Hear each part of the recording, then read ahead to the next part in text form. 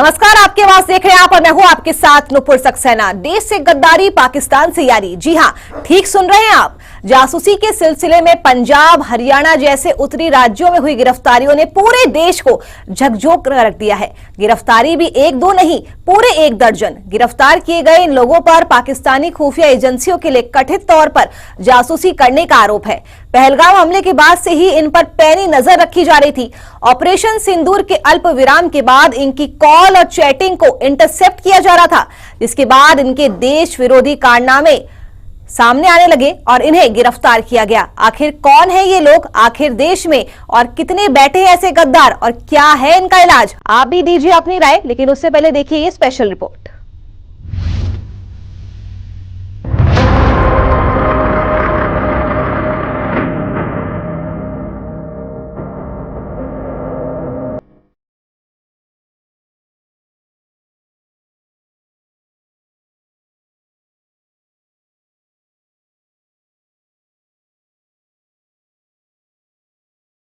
जासूसी की कहानियां या तो आपने फिल्मों में देखी होंगी या किताबों में पढ़ी होगी, लेकिन जासूसी दुनिया का रोमांच अब केवल फिल्मों तक सीमित नहीं रहा। देश की खुफिया एजेंसियों ने पिछले कुछ दिनों में सनसनीखेज कार्रवाई करते हुए हरियाणा, पंजाब और उत्तर प्रदेश से करीब 1 दर्जन पाकिस्तानी जासूसों को धर दबोचा है। इन सभी जासूसों की खोजबीन 22 अप्रैल 2025 को पहलगाम आतंकी हमले के बाद शुरू हुई, जब भारतीय सुरक्षा एजेंसियों ने जासूसी के खतरनाक नेटवर्क का पर्दाफाश किया। इन जासूसों में ट्रैवल ब्लॉगर से लेकर सुरक्षा गार्ड और ऐप डेवलपर तक शामिल हैं, जो सोशल मीडिया, हनी ट्रैप और पैसे के लालच में फंसकर देश की संवेदनशील जानकारी पाकिस्तानी खुफिया एजेंसी ISI को लीक कर रहे थे। अब इन तस्वीरों को गौर से देखिए। सभी की उम्र यही कोई 20 से 35 साल के बीच, लेकिन कारनामे इनके माथे पर देश से गद्दारी की हैं। एक ऐसा गुनाह जो नाकाबिले माफी है। अब इनके नाम भी जान लीजिए। ज्योति मल्होत्रा, मोहम्मद मुर्तजा अली, देवेंद्र सिंह, अरमान, गजाला उर्फ गजाला खातून, नोमान अली, तारीफ, यासिन मोहम्मद, सुखप्रीत सिंह, करणवीर सिंह, शहजाद। इनमें से ज्यादातर पाकिस्तान के यार हरियाणा और पंजाब से पकड़े गए, जबकि एक उत्तर प्रदेश का रहने वाला है। इन सभी युवाओं को पाकिस्तानी खुफिया एजेंसी ने बड़ी चालाकी से फंसाया। इनकी गिरफ्तारी से न केवल जासूसी के नए नए तरीके उजागर हुए, बल्कि ये भी पता चला कि कैसे सोशल मीडिया जैसे प्लेटफॉर्म का इस्तेमाल खतरनाक मंसूबों के लिए हो रहा था। हरियाणा के हिसार की ज्योति मल्होत्रा जैसे ट्रैवल ब्लॉगर से लेकर पंजाब के मलेरकोटला के युवाओं तक, ये सभी जासूस हनी ट्रैप, मैसेजिंग एप्स और व्यक्तिगत यात्राओं के जाल में फंसाए गए। सवाल वही है कि युद्ध के मैदान में दुश्मन के बारे में जानकारी पता होती है, लिहाजा उनके नापाक मंसूबों को मिट्टी में मिलाना आसान होता है। लेकिन सोचिए, जब देश के दुश्मन और गद्दार घर में ही बैठे हों तो जंग कैसे जीती जाए? दरअसल जंग सिर्फ हथियारों से नहीं लड़ी जाती है, जंग के कई मोर्चे होते हैं। हमारे देश के बहादुर रणबांकुरों ने ऑपरेशन सिंदूर के जरिए पाकिस्तान के नापाक मंसूबों को धूल में मिला दिया, जिससे खौफ में आकर पाकिस्तान ने सीजफायर की गुहार लगाई थी। यानी सीमा पर पाकिस्तान की किसी भी प्रकार के दुस्साहस को सेना ने जमींदोज कर दिया। लेकिन देश के भीतर बैठे ऐसे न जाने कितने देशद्रोही हैं, जो चंद रुपयों की खातिर देश से गद्दारी कर रहे हैं और खुफिया जानकारी साझा कर रहे हैं। आधिकारिक सूत्रों का कहना है कि पंजाब और हरियाणा दोनों में ही महत्वपूर्ण छावनी, वायुसेना स्टेशन, मिसाइल और डिफेंस सिस्टम सहित बड़ी संख्या में सैन्य प्रतिष्ठान हैं, जो दुश्मन देश के लिए बेहद महत्वपूर्ण हैं। रणनीति के तहत दोनों उत्तरी राज्यों से पाकिस्तान घूमने जाने वाले भोले भाले लोगों को अक्सर गुप्त सूचना हासिल करने के लिए निशाना बनाया जाता है। ऐसे में दुश्मन के लिए छोटी से छोटी सूचना भी महत्वपूर्ण हो जाती है। केंद्रीय एजेंसियां अक्सर संदिग्धों पर नजर रखती हैं, राज्य पुलिस के साथ वास्तविक समय की जानकारी साझा करती हैं। यही वजह है कि देश में बैठे ऐसे जासूसों को जल्द से जल्द गिरफ्तार किया जा सका। पुलिस और खुफिया एजेंसी इन जासूसों से अब गहनता से पूछताछ कर रही है, जिससे पता चल सके कि आखिर पाकिस्तान के इन जासूस यारों ने कौन सी खुफिया सूचना पाकिस्तान से साझा की और इन्हें बदले में क्या क्या मिला। बहरहाल देश की सुरक्षा एजेंसियों ने एक बार फिर साबित कर दिया है कि भारत के मिट्टी पर छिपे गद्दार कितनी भी चालाकी से छिप जाएं, वे कानून की नजरों से नहीं बच सकते। ऑपरेशन सिंदूर ने न सिर्फ सरहद पार बैठे दुश्मनों की नींद हराम कर दी है, बल्कि देश के भीतर बैठे गुप्त गद्दारों की भी कमर तोड़ दी है। देश में बैठे इन जासूसों की गिरफ्तारी ने पूरे देश को चौंका दिया है। जरूरत है कि इन गद्दारों पर कठोरतम कार्रवाई की जाए, जिससे ऐसा करने का दुस्साहस और कोई ना कर सके। ब्यूरो रिपोर्ट, सूर्या समाचार।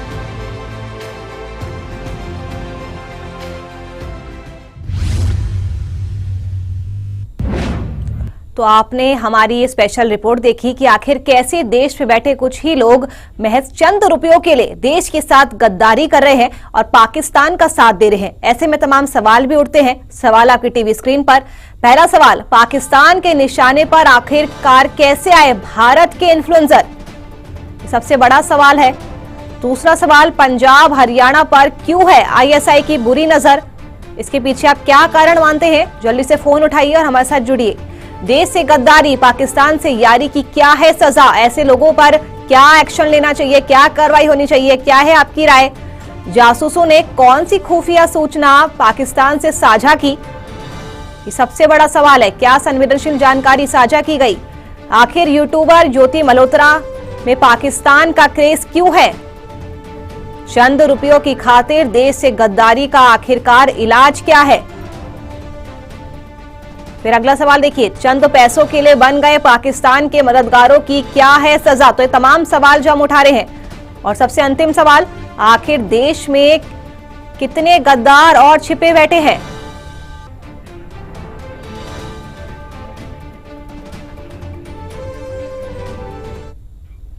और हमारे साथ इसी पर चर्चा करने के लिए देवांश हमारे संवाददाता जुड़ गए हैं, लेकिन देवांश मैं आपका बाद में रुक करूंगी।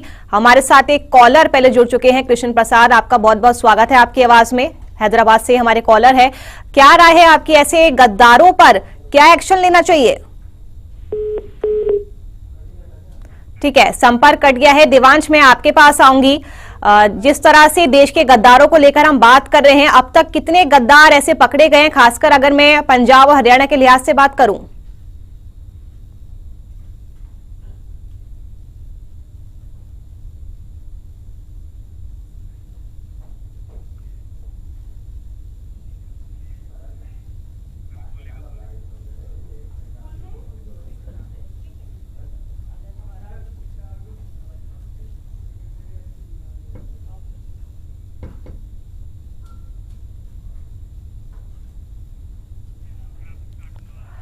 लगता है देवांश तक हमारी आवाज नहीं पहुंच पा रही। देवांश, आपसे एक बार फिर से जुड़ने की कोशिश करेंगे। तो तमाम सवाल हम उठा रहे हैं। कृष्ण प्रसाद हमारे दर्शक एक बार फिर से हमारे साथ जुड़ चुके हैं। कृष्ण जी, आपका बहुत बहुत स्वागत है। आपकी आवाज में अपनी राय दीजिए। देश के गद्दारों के खिलाफ क्या एक्शन होना चाहिए? इनका आधार कार्ड ठीक है ना, नागरिकता खत्म करना, इनको मृत्यु दंड मिलना चाहिए, ज्यादा से ज्यादा सजा देना चाहिए। जी, ज्यादा से ज्यादा सजा होनी चाहिए। जी, अपनी बात रखिए।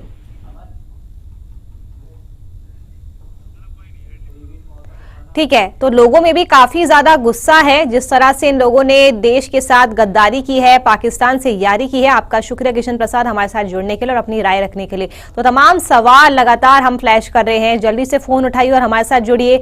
चंद रुपयों की खातिर देश से गद्दारी की क्या सजा होनी चाहिए? पाकिस्तान के मददगारों पर क्या एक्शन लेना चाहिए? पाकिस्तान के निशाने पर आखिरकार कैसे आए भारत के इन्फ्लुएंसर? और आखिर देश में कितने ऐसे गद्दार छिपे बैठे हैं? तमाम सवाल आज हम उठा रहे हैं। जल्दी से फोन उठाइए। नंबर्स लगातार नीचे की तरफ फ्लैश कर रहे हैं। फोन उठाइए और आपकी आवाज में अपनी महत्वपूर्ण राय दीजिए। पंजाब हरियाणा पर क्यों है आईएसआई की बुरी नजर? हमारे संवाददाता देवांश हमारे साथ लगातार लाइव जुड़े हुए हैं। देवांश, मैं आपका रुख करूंगी। देश के गद्दारों की आज हम बात कर रहे हैं आपकी आवाज में। ऐसे कितने गद्दार देवांश मिले हैं, अगर मैं खासतौर से बात करूं पंजाब और हरियाणा के लिहाज से?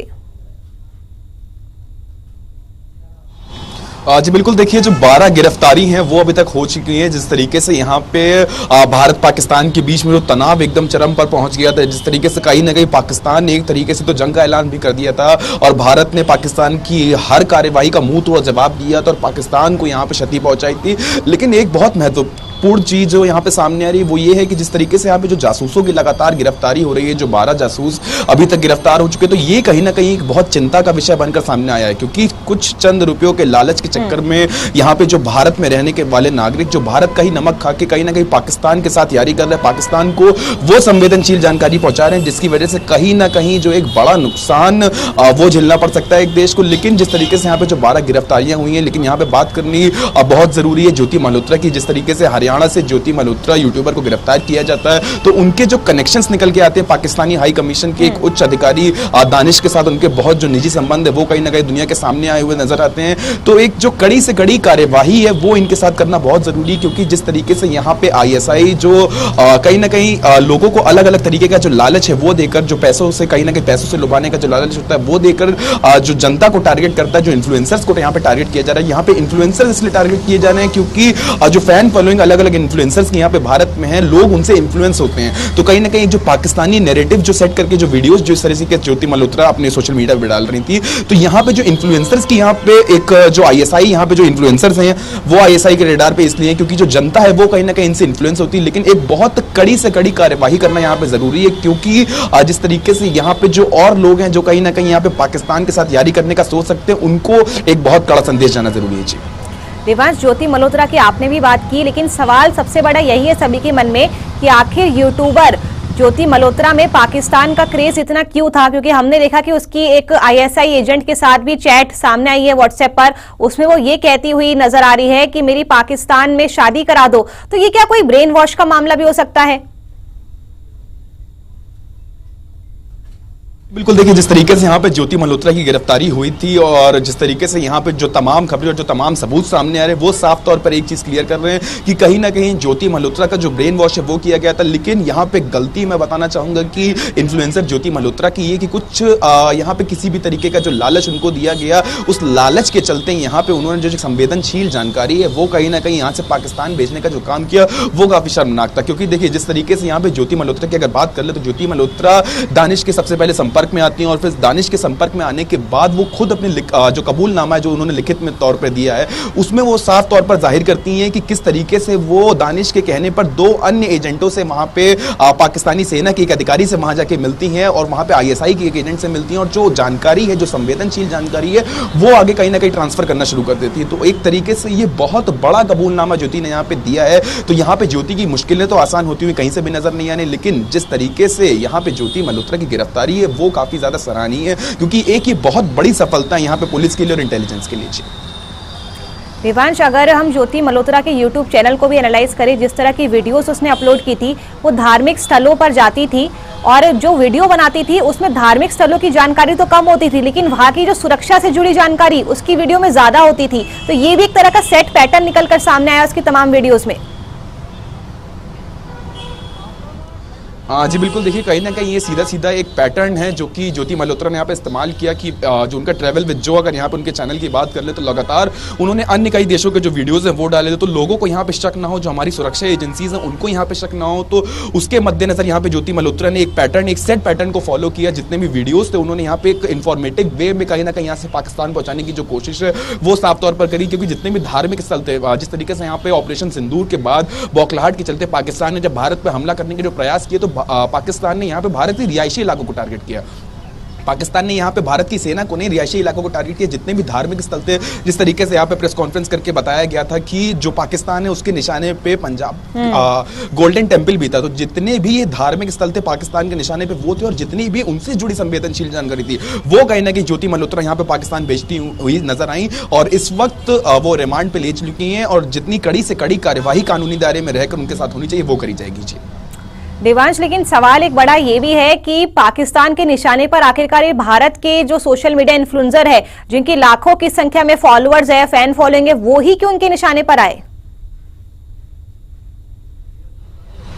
जी बिल्कुल, देखिए जिस तरीके से अगर हम बात कर लें यहाँ पे भारत की, तो भारत एक ऐसा देश है जहाँ पे इन्फ्लुएंसर्स का एक बहुत बड़ा रोल है, क्योंकि जिस तरीके से लोग यहाँ पे इन्फ्लुएंसर्स को फॉलो करते हैं, लोग अपने आइडल्स को फॉलो करते हैं, तो कहीं ना कहीं जो भी इन्फ्लुएंसर्स है यहाँ पे, जितने भी इन्फ्लुएंसर्स है, वो कहीं ना कहीं ISI के जो टारगेट पे वो इसलिए आते हुए नजर आए क्योंकि ये जिस तरीके से यहाँ पे इन्फ्लुएंसर्स वीडियोस पोस्ट करते हैं, तो बहुत सी जनता, बहुत बड़े पैमाने पे जो जनता है वो उनको फॉलो करने की कोशिश करती है, वो उनका जो सपोर्ट है कहीं ना कहीं वो करने की कोशिश करती है। तो जिस तरीके से ज्योति मल्होत्रा ने यहाँ पे एक पाकिस्तानी नैरेटिव को सेट करके जो वीडियोस है वो अपने यूट्यूब जो चैनल पे डाले हैं, तो वो कहीं ना कहीं जो दुनिया को पाकिस्तान की तरफ कहीं ना कहीं ढकेलने के लिए, भारत की जनता को कहीं ना कहीं पाकिस्तान की तरफ कुछ वो इमोशनल अटैचमेंट के लिए कहीं ना कहीं चलते हैं। यहाँ पे जो इन्फ्लुएंसर्स है उनको टारगेट किया जा रहा है, क्योंकि इन्फ्लुएंसर्स को टारगेट करना यहाँ पे आसान है, क्योंकि कुछ इन्फ्लुएंसर्स होते हैं ऐसे भी इन्फ्लुएंसर्स, जिस तरीके से यहाँ पे ज्योति मल्होत्रा की बात कर ली जाए तो ज्योति मल्होत्रा कहीं ना कहीं ट्रैप हुई, या खुद वो पैसों के लालच में आके या किसी भी अन्य कारण से वो यहाँ पे पाकिस्तान के साथ जुड़ी, और जितनी भी संवेदनशील जानकारी थी वो उन्होंने कहीं ना कहीं भेजने का काम किया,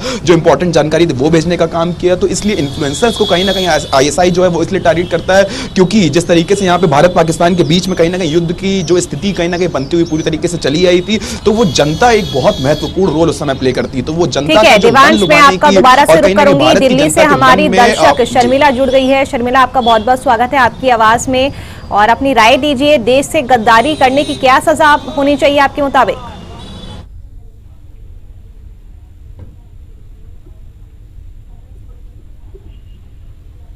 देखना बहुत ही अच्छा लगता है क्योंकि आप पूरी दुनिया तक मेरी बात को पहुंचाती है।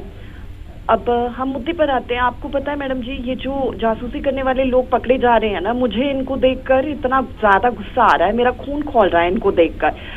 अब तक हमें पता नहीं क्यों पता नहीं चला कि आखिर ये जासूसी कर रहे हैं, हमारे देश में रह रहे हैं, हमारे घर में रह रहे हैं, हमारा खा रहे हैं, और किस तरीके से ये हमारी ही जानकारियों को लीक कर रहे हैं। मतलब ऐसे लोगों को पकड़ के तो ना उल्टा लटका देना चाहिए और उनको डंडे ही मारने चाहिए लगातार, और उनको छोड़ना नहीं चाहिए, बख्शना नहीं चाहिए सरकार को बिल्कुल भी। पुलिस भी इनको इतना मारे मैं चाहती हूँ, क्योंकि ये गद्दार है देश के, हमारे देश में रह रहे हैं और छुप के रह रहे हैं, खा रहे हैं, और ये क्या कर रहे हैं? शर्म नहीं आती इन लड़कियों को भी? ये कहाँ पे मिल जाती है इनको? भारत में क्या लड़के कम पड़ जाते हैं जो ये पाकिस्तानी लड़कों पे फिदा हो जाती हैं? इनका दिल वो लूट ले लेते हैं। पता नहीं पाकिस्तान के लड़के आखिर इनको ऐसा क्या खिला देते हैं? क्या भारत में क्या लड़कों की कमी हो जाती है? लड़के नहीं है भारत में अच्छे, इतने सुंदर सुंदर, इतने अच्छे अच्छे। मैं तो जहाँ भी देखती हूँ चारों ओर मुझे खूबसूरत लड़के नजर आते हैं। जी शुक्रिया शर्मिला जी आपका, आपकी आवाज में अपनी राय रखने के लिए। तो लोगों में भी काफी ज्यादा गुस्सा है देश के गद्दारों के खिलाफ। देवांश, में एक बार फिर से आपका रुख करूंगी। कानूनी तौर पर अगर मैं बात करूं देवांश, देश से गद्दारी और पाकिस्तान से यारी की क्या सजा होनी चाहिए? अगर इस तरह की कोई गद्दारी करता है देश से, तो कानून क्या कहता है देवांश?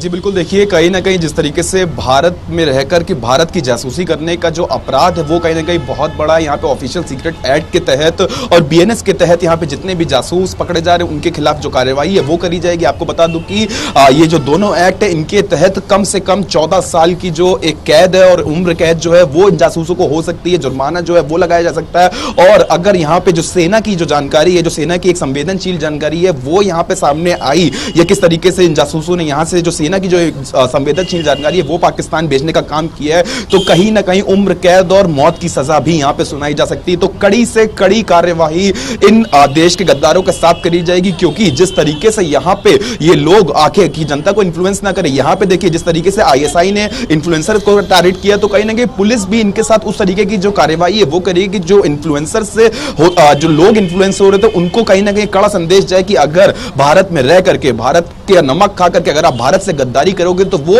पाकिस्तान की यारी आपको बहुत भारी पड़ने वाली है। जी देवांश, देश से बाहर के दुश्मनों से लड़ना तो आसान है, पाकिस्तान से तो हमारी सेना निपट चुकी है और आगे भी जरूरत पड़ेगी निपटेगी, लेकिन ये जो दुश्मन देश के अंदर बैठे हैं इनसे निपटना बहुत ज्यादा जरूरी हो जाता है।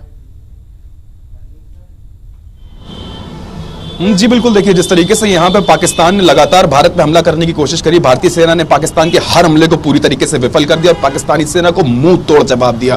लेकिन देश के बाहर के दुश्मनों से लड़ना, जिस तरीके से नुपुर आपने बताया, वो आसान है, लेकिन देश के अंदर रह करके देश के अंदर के दुश्मनों से लड़ना काफी मुश्किल है, क्योंकि ये आम जनता की तरह, आम नागरिकों की तरह हमारे बीच में रहते हैं और हमारे बीच में रह करके जो हमारी एक संवेदनशील जानकारी है, जो हमारे जितने भी रिहायशी इलाके हैं, जितने भी हमारे धार्मिक स्थल है, जो वहां की जानकारी, जो वहां की सुरक्षा की जानकारी है, वो यहाँ से पाकिस्तान भेजने का काम करते हुए नजर आए। तो काफी शर्मनाक हरकत इन लोगों द्वारा करी गई है, लेकिन जिस तरीके से यहाँ पे इनको गिरफ्तार किया गया है तो कानूनी दायरे में रह करके इनके साथ कार्यवाही कुछ इस तरीके की करी जाएगी कि आगे एक बहुत कड़ा संदेश जाएगा ऐसे लोगों के सामने जो आगे इसकी जो सोच एक रखते हैं, जिस तरीके की यहाँ पे जो सोच रखते हैं वो सोच भी ना रखे लोग कि अगर भारत में रह करके भारत के साथ गद्दारी करेंगे तो वो उनको बहुत ज्यादा भारी पड़ेगा। जी देवांश, लेकिन असल वजह क्या हो सकती है कि कोई अपने देश से गद्दारी कर ले और पाकिस्तान से हाथ मिला ले? क्या सिर्फ पैसे का ही इसमें एंगल है या फिर कोई और भी एंगल निकलकर सामने आ सकता है?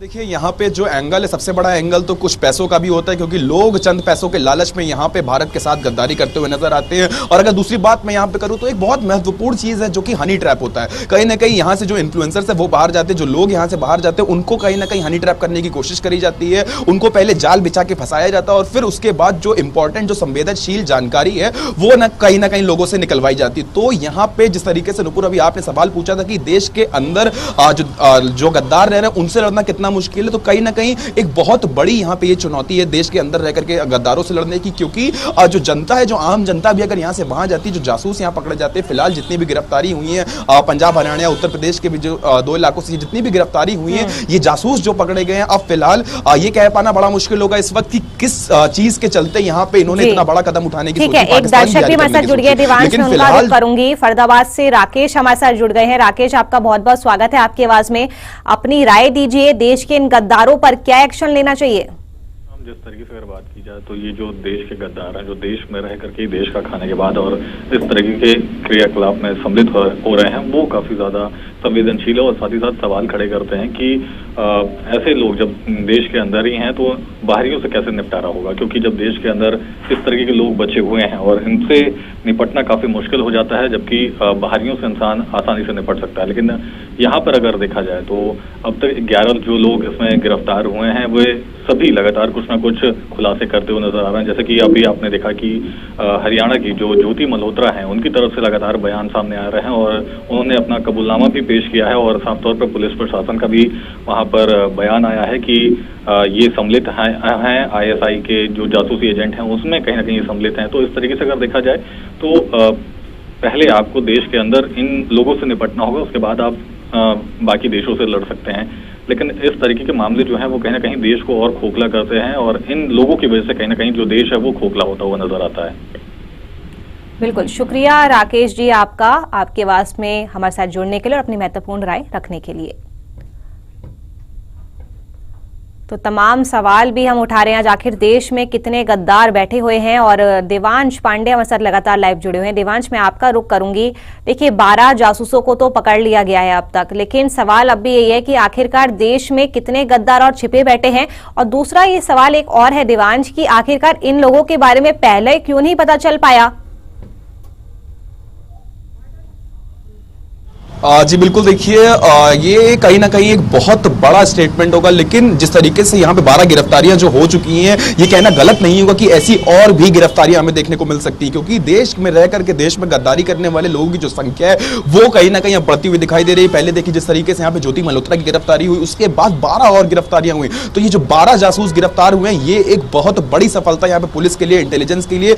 लेकिन देखिए जिस तरीके से यहाँ पे ये जो गद्दार पकड़े गए हैं, जो जासूस है वो लगातार पकड़े जा रहे हैं, इनको पहले क्यों नहीं पकड़ा गया? लेकिन जिस तरीके से देखिए यहाँ पे भारत ने ऑपरेशन सिंदूर के मद्देनजर यहाँ पे पाकिस्तान से बदला लिया, उसके बाद भारत पाकिस्तान के बीच में जो तनाव था वो एकदम चरम पर पहुंच गया था। तो ये जो जितने भी जासूस थे, इनको अगर आप स्लीपर सेल का नाम देना चाहे वो दे सकती हैं, पाकिस्तानी जासूस का नाम देना चाहे वो दे सकती हैं, गद्दार का नाम देना चाहे तो वो दे सकती है। जितने भी गद्दार भारत के अंदर रह करके भारत के साथ गद्दारी कर रहे थे वो कहीं ना कहीं एक्टिव होते हुए नजर आए, जिसको हमारी इंटेलिजेंस ने बखूबी पकड़ा, उनका जो पैटर्न था उसको ट्रेस किया। क्योंकि देखिए ये आम जनता, ये वो जनता है जो आम लोगों के बीच में रहती है और वो जानकारी यहां से पाकिस्तान भेजने का काम करती है। तो पहले उनको ट्रेस करना, उनके पैटर्न को ट्रेस करना और फिर उनके बाद उन पे गिरफ्तारी का शिकंजा डालना। तो यहां पे इंटेलिजेंस ने अपना काम बखूबी निभाया है, पुलिस ने अपना काम जो है वो बखूबी निभाया और अन्य जितने भी जासूस है वो ये कान खोलकर सुन ले, उनको भी कहीं ना कहीं ये दिखाई देने लगा, जो उनकी भी उल्टी जो गिनती है वो कहीं ना कहीं चालू हो चुकी है। जो भारत के खिलाफ अगर अब कोई आंख उठा के भी देखेगा या गद्दारी करने के भी सोचेगा तो उसको मुंह तोड़ जवाब और जवाबी कार्रवाई करी जाएगी। जी देवांश, एक सवाल और है कि जैसे पंजाब और हरियाणा से काफी गिरफ्तारी हुई है, पंजाब से 8 जासूस गिरफ्तार किए गए, हरियाणा से 4 गिरफ्तार किए गए हैं। ये पंजाब और हरियाणा पर ही ISI की बुरी नजर क्यों है? बॉर्डर एरिया है इसलिए? बिल्कुल, देखिए जिस तरीके से पंजाब और हरियाणा जो है वो सीमावर्ती क्षेत्र हैं, जिस तरीके से यहाँ पे पाकिस्तान और भारत के बीच में जब तनाव एकदम चरम पर पहुंच गया था, उस वक्त भी जो सबसे ज्यादा जो हैरानी और परेशानी की जो संभावनाएं थी वो सीमावर्ती क्षेत्रों से आ रही थी। जिस तरीके से यहाँ पे सुरक्षा का जो जायजा लिया जा रहा था वो सीमावर्ती क्षेत्रों का लिया जा रहा था। तो कहीं ना कहीं हरियाणा और पंजाब के यहाँ पे लोगों को टारगेट करना और कहीं ना कहीं लोगों को फंसाना ये आसान इसलिए हो जाता है क्योंकि ये जो सीमावर्ती क्षेत्र है, यहाँ पे जितने भी जो जासूस हैं, जो एक इंपॉर्टेंस, ये जो कहीं ना कहीं जो एक संवेदनशील जो जानकारी है वो यहाँ पे निकाल के पाकिस्तान भेज सकते हैं, क्योंकि ये वो जासूस हैं जो भारत के सीमावर्ती क्षेत्रों में रहते हैं, जहां पे सुरक्षा अमूमन तौर पर बाकी जगहों से काफी ज्यादा बढ़ के रहती है। तो वहां की जो जानकारी है वो कहीं ना कहीं पाकिस्तान को जब चाहिए थी तो उसने यहाँ पे भारत के जितने भी सीमावर्ती क्षेत्र उनको टारगेट किया, वहां पे रहने वाले लोगों को बिल्कुल सीमावर्ती क्षेत्रों को टारगेट करने की कोशिश की है आईएसआई ने। शुक्रिया देवांश पांडे आपका तमाम जानकारी दर्शकों तक लाइव पहुंचाने के लिए। तो आज हमने आपकी आवाज में बात की देश के गद्दारों को लेकर, लेकिन सवाल अब भी यही है कि आखिरकार देश में और कितने गद्दार इस तरह से छिपे हुए बैठे हैं। चलिए फिलहाल के लिए आपकी आवाज में मेरे साथ इतना ही। खबरों का सिलसिला सूर्य समाचार पर लगातार जारी है। नमस्कार।